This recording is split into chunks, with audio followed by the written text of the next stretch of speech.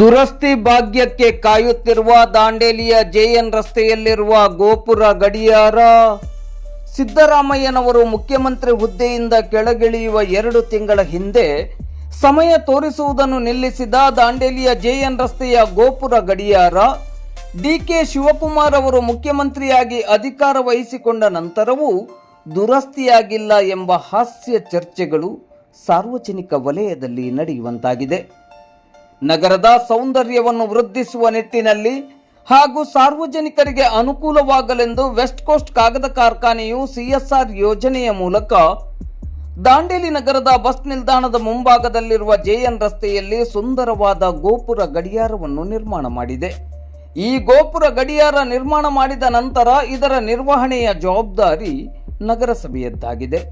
ಕಳೆದ 2 ವರ್ಷಗಳ ಹಿಂದೆಯೂ ಈ ಗೋಪುರ ಗಡಿಯಾರ ಸಮಯ ತೋರಿಸುವುದನ್ನು ನಿಲ್ಲಿಸಿತ್ತು.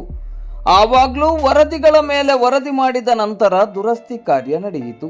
ಈಗ ಮತ್ತೆ ಸಮಯ ತೋರಿಸುವುದನ್ನು ನಿಲ್ಲಿಸಿ ತಿಂಗಳು 2 ಕಳೆದಿದೆ. ಆದರೆ ಈವರೆಗೆ ಅದರ ದುರಸ್ತಿಯಾಗಿಲ್ಲ.